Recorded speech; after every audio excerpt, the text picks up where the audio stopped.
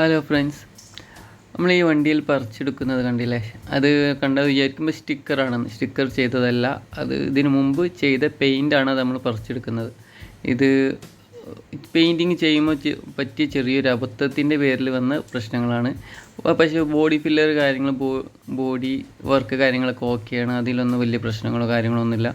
പക്ഷേ ഈ ചെയ്തവർ അണ്ടർ കോട്ട് ചെയ്യുന്നിടത്ത് 2K പ്രൈമറൊക്കെ ഉപയോഗിച്ചിട്ട് തന്നെ നല്ല ക്വാളിറ്റിയിൽ തന്നെ അടിച്ചിരിക്കുന്നത്. പക്ഷേ അതിൽ പെയിൻറ്റ് കവറിങ് വരാൻ വേണ്ടിയിട്ട് അണ്ടർ കോട്ട് അവർ NC അണ്ടർ കോട്ട് ചെയ്തത് കൊണ്ട് വന്ന പ്രശ്നമാണത്.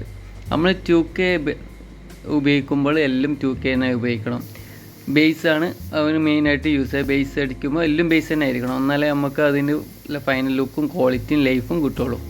ഇത് പെയിൻറ്റ് പെട്ടെന്ന് കവറിങ് കിട്ടാനും പെയിൻറ്റ് ഫൈനൽ കോട്ട് നമ്മൾ ബേസ് കോട്ടാണ്. ബേസ് കോട്ടിൽ ഇത് മെറ്റാലിക്കാണ്. അപ്പോൾ എന്താ വരിക, കുറച്ച് കൂടുതൽ പെയിൻറ്റ് ആവശ്യമാണ്. മെറ്റാലിക് എന്ന് പറഞ്ഞാൽ കുറച്ച് എക്സ്പെൻസീവ് ആയിട്ടാണ്. അപ്പോൾ അത് കുറയ്ക്കാൻ വേണ്ടിയിട്ട് NC ഉള്ളിൽ ചെയ്തിട്ടാണ് അതിൽ അടിച്ചിരിക്കുന്നത്. ഇത് നമുക്ക് ഷോപ്പിൽ ഫുൾ പെയിൻറ്റിങ്ങിന് വന്നൊരു വണ്ടിയാണ്. പക്ഷേ ലെഫ്റ്റ് സൈഡിൽ 2 ഡോറാണ് ഇങ്ങനെ പ്രശ്നങ്ങളുള്ളൂ, ബാക്കി ഓടും പ്രശ്നങ്ങളൊന്നുമില്ല. അത് എവിടുന്നോ അടിച്ചപ്പോൾ വന്ന ഒരു ചെറിയ മിസ്റ്റേക്കാണ്. ലാഭത്തിന് വെച്ച് നോക്കിയതാവും, എന്താണെങ്കിലും അവർക്ക് നിന്ന് മിസ്റ്റേക്ക് മാത്രമാണ്. ബാക്കി ബോഡിയിൽ പ്രശ്നങ്ങളൊന്നുമില്ല. ഈ 2 ഡോറാണ് ഇങ്ങനെ മെയിനായിട്ട് വന്നത്. നമ്മൾ ഇതിനു മുമ്പുള്ള ഒരു ബ്ലൂ വണ്ടിയിൽ നമ്മളതിനെ പറ്റി ഈ അണ്ടർ കോട്ട്, നമ്മളത് ചെയ്യുന്ന അണ്ടർ കോട്ടൊക്കെ നമ്മൾ പറഞ്ഞിരുന്നു. ഫുള്ള് ബേസ് ചെയ്യുമ്പോൾ നമ്മൾ ഫുള്ള് ബേസ് തന്നെ ചെയ്യുള്ളൂ. അതിൽ നമ്മൾ NC കയറ്റാൻ പാടില്ല. നമ്മൾ പ്രൈമർ മുതൽ അങ്ങനെ തന്നെ ചെയ്യുന്നത്. അതേമാതിരി ഇതിന് മുമ്പ് ഒരു വീഡിയോയിൽ കണ്ടിരുന്നു, ബോഡി ഫില്ലറിൻ്റെ കൂടെ ചോക്ക് പുട്ടി മിക്സ് ചെയ്തിട്ടത്.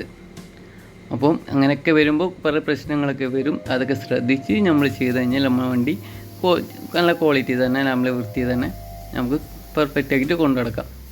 ഇത് പെയിൻറ്റിങ് ചെയ്യുന്നവരും പെയിൻറ്റ് ചെയ്യാൻ പോകുന്നവർക്കും ഒരുപോലെ ഉപകാരപ്പെടുന്ന ഒരു അറിവാണ്.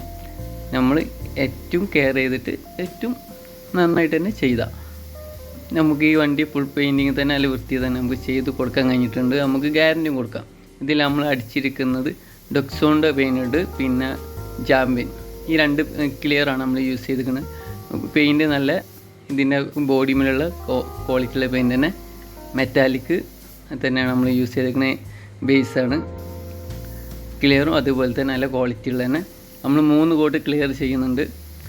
ഇതിൻ്റെ പാച്ച് വർക്ക് കാര്യങ്ങളൊക്കെ ഉണ്ട്, പുട്ടിപ്പണി കാര്യങ്ങൾ, അതൊക്കെ ഈ ഷോർട്ട് വീഡിയോ ആയിട്ട് ഇതിൽ വരുന്നുണ്ട്.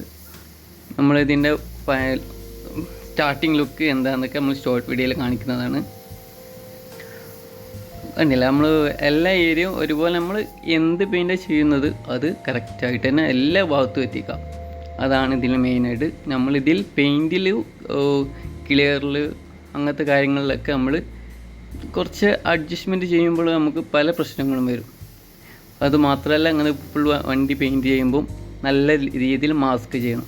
നമ്മൾ OPS ഷീറ്റ് ഉപയോഗിച്ചിട്ട് നല്ല രീതിയിൽ തന്നെ സെപ്പറേറ്റ് ഓരോ പീസും സെപ്പറേറ്റ് ആയിട്ട് നമ്മൾ മാസ്ക് ചെയ്തിട്ടുണ്ട്.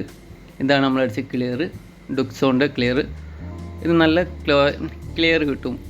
ഒറ്റ കോട്ട് പോളിഷ് ചെയ്താൽ തന്നെ നല്ല ഗ്ലേസിങ്ങും കാര്യങ്ങളും നല്ല ലൈഫും കിട്ടുന്ന ക്ലിയറാണ്. ചാമ്പ്യൻ എന്നത് ഇത് 2ാമത്തെ ഒരു ക്ലിയറാണ്. ഇത് നമ്മൾ ഫസ്റ്റ് കോട്ട് ക്ലിയർ ചെയ്യാൻ വേണ്ടി ഉപയോഗിക്കുന്നതാണ്. നമ്മൾ ടോട്ടൽ 3 കോട്ട് അടിക്കുന്നുണ്ട്. നമ്മളെല്ലാ ബോഡി പീസും ഇൻസൈഡൊക്കെ ക്ലിയർ അടിക്കുന്നുണ്ട്. ഇത് കസ്റ്റമർ ഉപയോഗിച്ച് കൊടുക്കുന്ന വണ്ടി ആയതുകൊണ്ട് തന്നെ നമുക്ക് ഉള്ളിൽ സീറ്റ് കാര്യങ്ങളൊന്നും ഊരാനോ ഒന്നിനും പറ്റില്ല.